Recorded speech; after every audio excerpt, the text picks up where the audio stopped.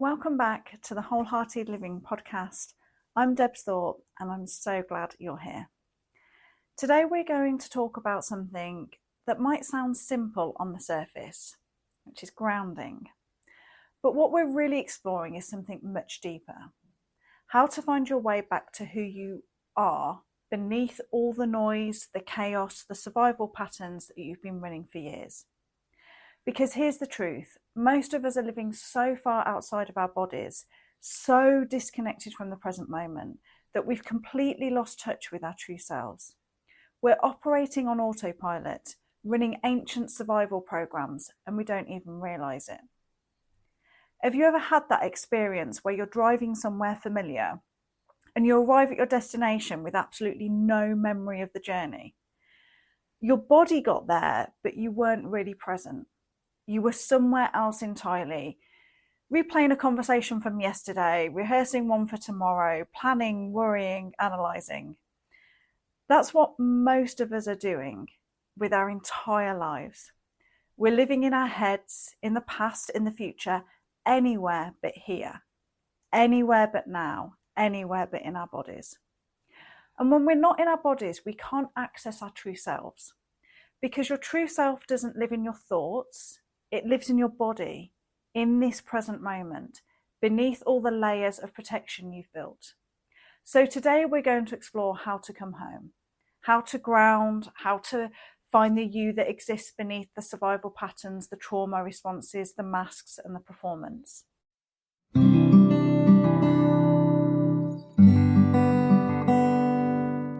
The modern disconnection. Let's start with why we're so disconnected in the first place.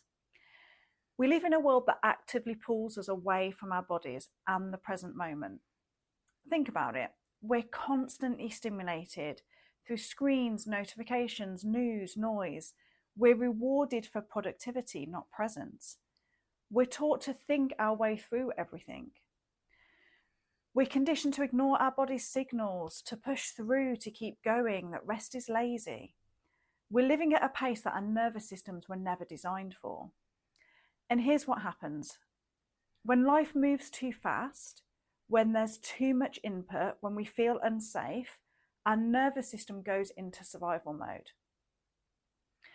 So survival mode versus true self. Now this is crucial to understand. Your survival patterns are not your true self. When you're in survival mode, you're operating from trauma responses. Fight being anger, control, aggression, pushing through. Flight showing as anxiety, restlessness, constant doing, escaping. Freeze as numbness, disassociation, paralysis, shutting down. Fawn as people-pleasing, over-accommodating, losing yourself to keep others happy. These are adaptive responses. They kept you safe. They've helped you survive situations where you had no other choice. But here's what I want you to understand. These survival patterns are like weather systems passing through. They're not the ground itself. Underneath the storm, underneath the anxiety, the people-pleasing, the overthinking, the numbness, there's solid ground. There's your true self, calm, whole, present. The problem is, most of us have been in survival mode for so long that we think we are the storm. We think the anxiety is our personality. We think people-pleasing is just being nice. We think the constant doing is who we are, but it's not. It's what you learned to do to survive. Your true self is the one who exists when you feel safe, when you're grounded, when you're present in your body in this moment without threat. And the beautiful thing, that self is always there, waiting for you to come home. So, what is this true self that I keep talking about? Your true self is the essence of who you are, beneath all of the conditioning, the trauma responses, the masks you wear, the roles you play. It's the you that existed before the world told you who to be. It's the you that knows what you need, what you want, what feels right. It's the you that feels connected, alive, present, and whole. Your true self is not your achievements, your productivity, your performance, your people pleasing, your anxiety, your survival strategies. Your true self is the quiet knowing beneath all of that. It's the part of you that whispers, this doesn't feel right, when you're saying yes but mean no. It's the part that feels expansive when you're doing something aligned. It's the part that feels peaceful when you're truly present. Now, here's what happens. When you experience trauma, big T or little t, your nervous system learns to prioritize survival over authenticity. You learn it's not safe to say what I really think, so you people please. I have to be perfect to be loved, so you perform. My needs don't matter, so you abandon yourself. The world is dangerous, so you stay hypervigilant. And over time, these patterns become so automatic, so ingrained, that you forget there's anyone else underneath. You become the mask and the pattern. But the true self never leaves. It just gets buried, covered over, quieted. And the way back to it is through your body, through grounding, through presence. Because your true self doesn't live in your head. It lives in your body, in this moment, in this felt sense of aliveness. So let's talk about the earth for a moment, because the earth has so much to teach us about grounding and presence. Think about a tree. A tree doesn't worry about tomorrow. It doesn't replay yesterday. It doesn't perform or pretend. It simply is. Rooted, present, responding to what's here now. The tree knows the storm is not the tree. Most storms pass through and the tree bends and returns, but sometimes the storm is so powerful, it uproots the tree completely. And if that's ever happened to you, I want you to know you're not broken, you're in transition. Being uprooted doesn't mean you failed at grounding. It means you experienced something bigger than your current root system could hold. And now you have a choice. To reroot in new soil, to grow deeper roots than before, to become a tree that can weather even stronger storms. Your true self, your very essence, wasn't destroyed by the uprooting, but the life you were living, the identity you were holding, the ground you were standing on, that might need to change. And that's not failure, that's transformation. When you've been uprooted, grounding practices help you find temporary stability while you figure out where and how to reroute. They're not about going back to who you were. They're about staying present while you discover who you're becoming. Your anxiety, your trauma responses, your survival patterns, they're the storm. They pass through. But you, your true self, you're the tree. You're the ground. You're what remains when the storm clears. So grounding isn't just a nice wellness buzzword.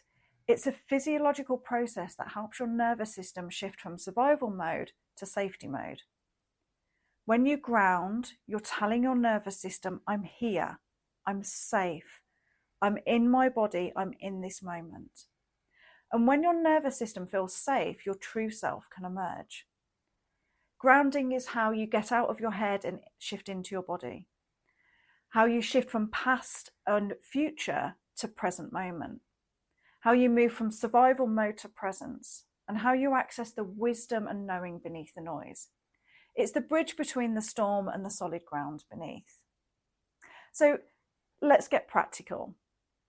I'm going to share 5 grounding practices you can use anytime you feel disconnected, anxious, overwhelmed, or lost in survival patterns. These practices will help you come back to your body, back to the present moment, and back to your true self. So, practice number 1, barefoot earth connection. This is one of the most simplest and powerful grounding practices. So, how to do it? Take off your shoes and socks, stand or walk on the earth, grass, soil, sand, even concrete, if that's where you have. Feel the texture beneath your feet. Notice the temperature. Is it warm, cold? Feel your weight pressing down into the ground. Imagine roots growing from the soles of your feet down into the earth. Take 5 to 10 slow breaths, feeling yourself held by the earth. This practice is called earthing, and actual physiological benefits: it helps to regulate your nervous system, reduces inflammation, and brings you into the present moment through sensation. But more than that, it reminds you you are held, you are supported. To further enhance this practice, you can even imagine those roots connecting down through the earth, and they are connected to the millions and trillions of mycelium connections and everything that is happening within the ground. We know now that trees are part of a complex communication system. All of that is running through the roots, through the ground. So particularly at times when you can feel alone and isolated, this practice particularly is a great way of feeling reconnected to something other than just yourself. You can really connect your feet down through the ground, down through the earth, and imagine that it is forming part of this incredibly intricate and expansive communication system that exists within the earth. And to take this another step further, again, connecting to your true self, as you stand on the earth, ask yourself, what do I actually need right now? Not what I should need or what others need from you. What do I need? The true self will answer if you're quiet enough to listen. Practice number 2, body scan. This practice helps you come back into your body and feel where you're holding tension or disconnection. So, how to do it? Sit or lie down in a comfortable position. Close your eyes if that feels safe. Start at the top of your head and slowly scan down through your body. Notice each part: head, neck, shoulders, arms, chest, belly, hips, legs, feet. As you scan, notice, where do I feel heavy? Where do I feel light? Where do I feel nothing at all? Pay special attention to areas where you feel numb or disconnected. That's where you've left your body. Breathe into these areas, inviting sensation back in. Feel the weight of your body being held by whatever's beneath you: the chair, the floor, the earth. Why this works: when you're in survival mode, you often disassociate from your body, especially from areas that hold trauma or pain. This practice helps you reclaim your whole body piece by piece. Your true self lives in your body. The more present you are in your physical form, the more access you have to your authentic feelings, needs, and knowing. As you scan, notice, what is my body trying to tell me? Practice 3, the 5-4-3-2-1 sensory grounding.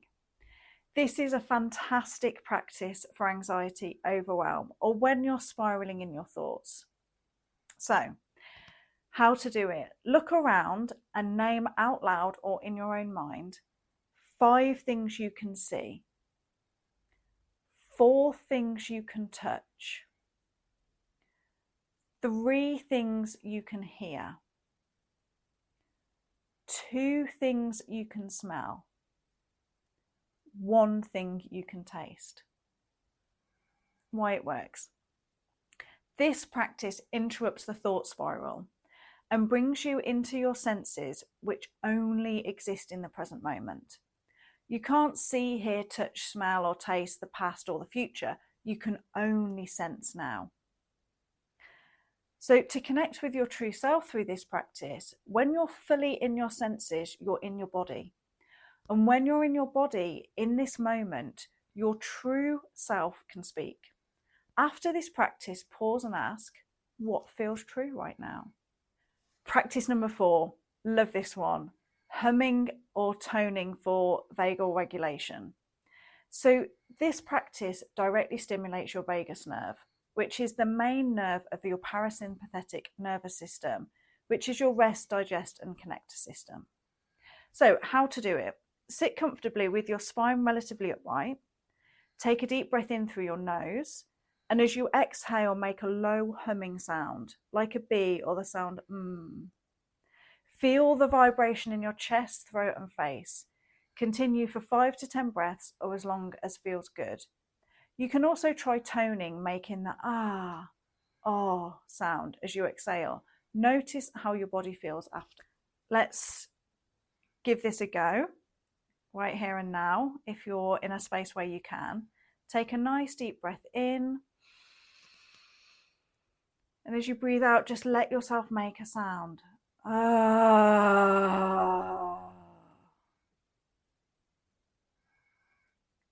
Breathe in. And as you breathe out, just allow yourself to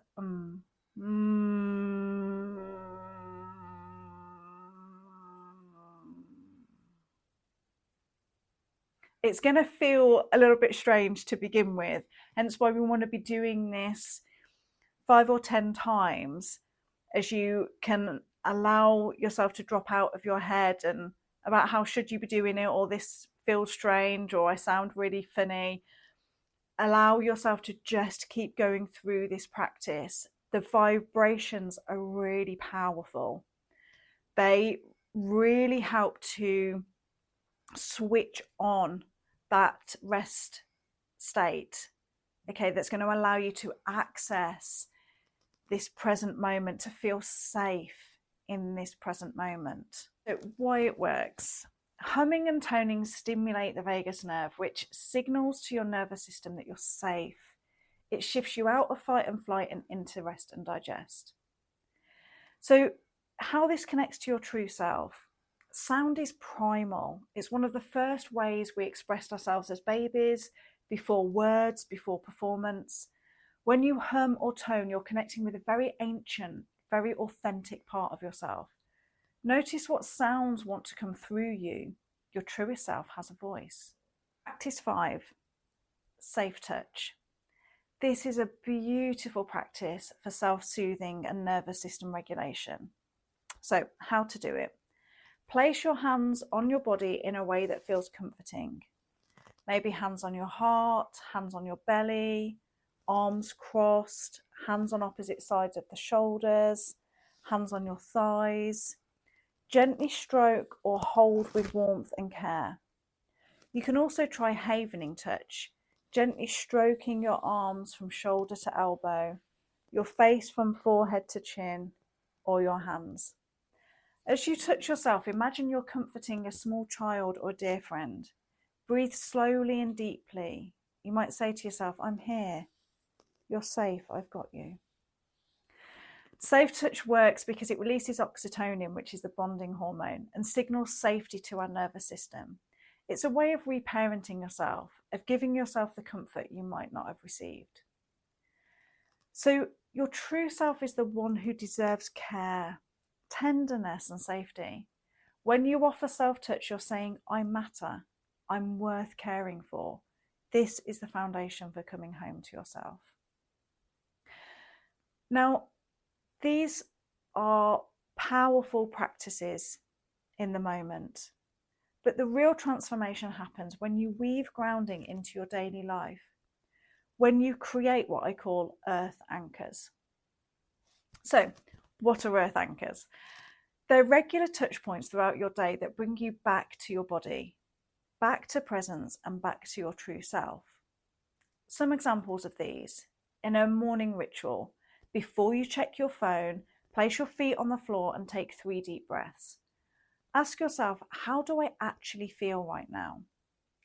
In transition moments, so every time you walk through a doorway, pause and feel your feet on the ground. 1 breath, 1 moment of presence. At meal times, before you eat, take 1 moment to feel your body. Notice your hunger, express gratitude, eat without any screens. Nature time, even 5 minutes outside, feeling the air on your skin, the ground beneath you, helps. An evening wind down, so doing the body scan as you get into bed, releasing the day from your body. The more you practice coming back to your body, the more you'll recognize when you've left it, and the more you'll be able to access your true self, the one that is beneath the survival patterns. So here's what I want you to understand. Your true self is not something you have to create or achieve. It's something you remember. You don't have to become someone new. You have to come home to who you've always been beneath the armor, beneath the performance, beneath the survival. And that journey it starts with your body. It starts with grounding. It starts with presence. Because when you're in your body, in this moment, feeling safe, your true self naturally emerges. You'll start to notice, what you actually want and not what you should want. You can feel what's right and what's not without overthinking. You have access to deep wisdom and intuition. You feel more alive, more connected, more you. This doesn't happen overnight. You've been running survival patterns for years, maybe decades. Your nervous system needs time to learn that it's safe to let them go. But every time you ground, every time you come back to your body, every time you choose presence over performance, you're creating a pathway back to your true self. I just want to finish with a note on expansion and identity. So for those of you who are familiar with more advanced consciousness work, maybe you've studied Dr. Joe Dispenza or other quantum manifestation teachers, you might be thinking, but I thought the ultimate goal here was to become no one, to transcend identity and my humanness, to access pure potentiality. And you're right, that is a powerful advanced practice. But here's what I've learned. You can't transcend what you haven't first embodied. If you're still being run by survival patterns, if you're still people pleasing, performing, disconnected from your body, trying to become no one often just becomes another form of spiritual bypassing. You're not transcending identity, you're avoiding the one you have. The journey is this. First, come home to your true self. Get grounded, get present, know who you are beneath the conditioning, build that foundation. And then, once you're rooted, you can play with expansion. You can explore states of consciousness where you're pure potentiality, where you're no one and everyone, where you can consciously create from the quantum field. But you build the expansion on the foundation. You don't skip the foundation and hope the expansion holds. So if you're just beginning this work, focus on grounding. Focus on finding your true self. That's not a lesser goal, that's the essential one. Everything else builds from there. So as you will see going through this series, that we are really, really diving into knowing and connecting with our true self and seeing our survival patterns and our trauma responses for what they are, a layer of conditioning over our true self. And I really want this to be powerful, impactful work for you. So I have created a support guide, and it's a whole resource pack specifically for this series of the podcast. Please do access it. It's totally free. You can sign up on our website for that to be emailed straight to you. And it not only contains all of the information from the podcast, but additional resources and journal prompts and all kinds of things to walk you through every aspect of the podcast, this series. This is, like I mentioned before, not just about receiving information, it's about embodying the change. And that guide is exactly what's going to help you do that. I wish you an incredible week. Please do share with me what grounding practice and being in the present moment practice you are going to do this week. Let me know how you get on, and I look forward to seeing you next week. Bye for now.